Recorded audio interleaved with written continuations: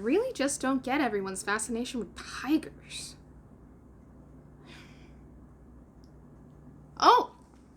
Hi! Well,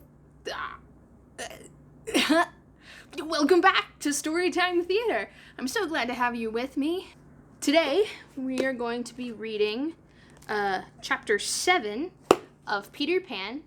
A little recap for those that missed last episode. Wendy's not dead, and the Lost Boys built a house for her. And now Michael, John, Wendy, and Peter and the Lost Boys are all hanging out in Neverland together. That's it. So let's see what happens in Chapter 7 of Peter Pan, shall we? This is the home under the ground. One of the first things Peter did the next day was to measure Wendy, John, and Michael for hollows in the tree. Hook, you remember, had sneered at the boys for thinking they needed a tree apiece, but this was ignorant. For unless your tree fitted you, it was difficult to go up and down, and no two of the boys were quite the same size. And Peter measures you for your tree as carefully as for a suit of clothes. The only difference being that the clothes are made to fit you, while you have to be made to fit a tree. Once you fit, great care must be taken to go on fitting, and this, as Wendy was to discover to her delight, keeps a whole family in perfect condition. Wendy and Michael fitted their trees at the first try, but John took a little altering. After a few days' practice, they could go up and down as gaily as buckets in a well, and how they grew to love their home under the ground, especially Wendy. It consisted of one large room, as all houses should do, with a floor in which you could dig if you wanted to go fishing. And in this floor grew stout mushrooms of a charming color, which were used as stools. A never tree tried hard to grow in the center of the room, but every morning they sawed the trunk through level with the floor. By tea time, it was always about 2 feet high, and then they put a door on top of it. The whole thus became the table. As soon as they cleared away, they sawed off the trunk again, and thus there was more room to play. There was an enormous fireplace, which was almost any part of the room where you cared to light it. And across this Wendy stretched strings made of fiber, from which she suspended their washing. The bed was tilted against the wall by day and let down at 6:30, when it filled nearly half the room, and all the boys slept in it, except Michael. He was hung up in a basket. It was rough and simple, and not unlike what baby bears would have made of an underground house in the same circumstances. But there was one recess in the wall, no larger than a bird cage, which was the private apartment of Tinker Bell.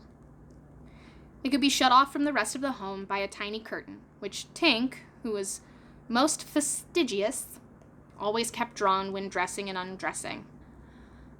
There's a lot of description in this chapter. Is this all this chapter's going to be? I suppose it was all especially entrancing to Wendy because of all those rambunctious boys of hers. Wendy's favorite time for sewing and darning was after they had all gone to sleep. Then she expressed it.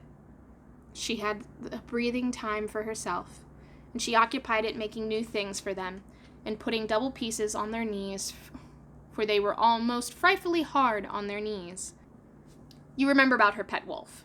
Well, it was very soon discovered that she had come to the island and found her out, and they just ran into each other's arms. After that, it followed her about everywhere. Wait, so not only do you have a really cool, basically one-bedroom apartment in Neverland, but you also got a pet wolf out of the deal? As time wore on, did she think much about the beloved parents that she had left behind her? This is a difficult question, because it is quite impossible to say how time does wear on in Neverland, where it is calculated by moons and suns, and there are ever so many more of them than on the mainland. But I'm afraid that Wendy did not really worry about her father and mother. She was absolutely confident that they would always keep the window open for her to fly back. And this gave her complete ease of mind. What did disturb her at times was that John remembered his parents vaguely only, while Michael was quite willing to believe that she was his real mother. These things scared her a little, and nobly anxious to her duty, she tried to fix the old life in their minds by setting them examination papers on it, as like as possible to the one she used to do in school. The other boys thought this was awfully interesting and insisted on joining in, and they made slates for themselves and sat round the table writing and thinking hard about the questions she had written on other slate and passed around. They were the most ordinary questions. What color was Mother's eyes? Which is taller, Mother or Father? Was Mother blonde or brunette? Or 1. Describe Mother's laugh. 2. Describe Father's laugh. 3. Describes Mother's party dress. 4. Describe the kennel and its inmate. Can you answer any of Wendy's questions? If you can answer some of Wendy's questions, leave a comment below. Let's see if you've been paying attention. Take Wendy's exam. And if you need to have the questions again, roll back and rewind. They were just everyday questions like these, and when you could not answer them, you were told to make a cross. And it was really dreadful what a number of crosses even John made. Of course, the only boy who replied to every question was Slightly, and no one could have been more hopeful of coming out first, but his answers were perfectly ridiculous, and really, he came out last. A melancholy thing. By the way, the questions were all written in the past tense. Wendy, you see, had been forgetting too. Adventures, of course, as we all shall see, were of daily occurrence. But about this time, Peter invented, with the help of Wendy, a new game that fascinated him enormously, until he suddenly had no more interest in it, which, as you have been told, was what always happened with his games. It consisted in pretending not to have adventures, in doing the sort of thing John and Michael had been doing all of their lives, sitting on stools, flinging balls in the air, pushing each other, going for walks, and coming back without having killed so much as a grizzly. To see Peter doing nothing on a stool was a great sight to see. He could not help looking solemn at such a time. To sit still seemed to him such a comic thing to do. For several suns, these were the most novel of all adventures to him, and John and Michael had to pretend to be delighted also. Wow. But I'd get bored of that game too. It's not fun to just sit around and do nothing. At least they get to go out for walks. He often went out alone, and when he came back, you were never absolutely certain whether he had had an adventure or not. He might have forgotten it completely. Sometimes he came home with his head bandaged, and then Wendy cooed over him and bathed it in lukewarm water, while he told her a dazzling tale. But she was never quite sure, you know. There were, however, many adventures which she knew to be true because she was in them herself. And there were still more that were at least partially true, for the other boys were in them, and they said they were wholly true. To describe them all would require a book as large as the English-Latin, Latin-English dictionary, and the most we can do is to give one as a specimen of an average hour on the island. The difficulty is which one to choose. Should we choose to take a brush with redskins at Slightly Gulch? The extraordinary upshot of this adventure was, but we have not decided yet that this is the adventure we narrate.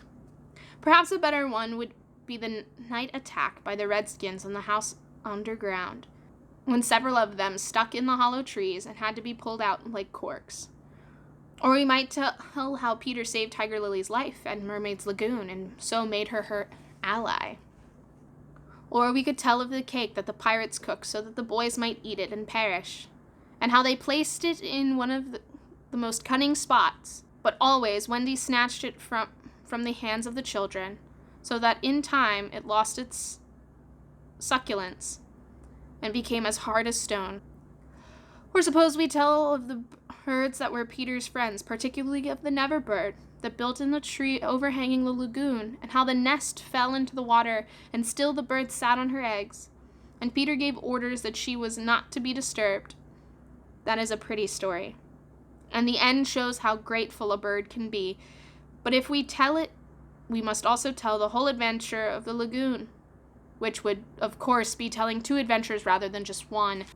A shorter adventure, and quite as exciting, was Tinker Bell's attempt, with the help of some street fairies, to have the sleeping Wendy conveyed on a great floating leaf to the mainland. Fortunately, the leaf gave way and Wendy woke, thinking it was bath time, and swam back. Or again, we might choose Peter's defiance of the lions when he drew a circle round him on the ground with an arrow and dared them to cross it. And though he waited for hours with the other boys and Wendy looking on breathlessly from trees, not one of them would accept his challenge. Which of these adventures shall we choose? The best way will be to toss for it. I have tossed and the lagoon is won. I have done nothing. I have done nothing. This almost makes one wish that the gulch or the cake or Tink's leaf had won. Of course, I could do it again and make it the best out of 3. However, perhaps the fairest is to stick to the lagoon. That, my friends, is the end of Chapter 7 of Peter Pan. And my oh my, I must say, not a very exciting chapter, but hopefully, now that we understand where Peter lives with Wendy, John, Michael, and the Lost Boys, that we get some adventures going. Obviously, we're going to read the next adventure in the coming chapter. Mysterious narrator man of the book says so. So I hope to see you all next time when we read Chapter 8, The Mermaid's Lagoon. Thanks so much for watching, everybody. I'll see you next time.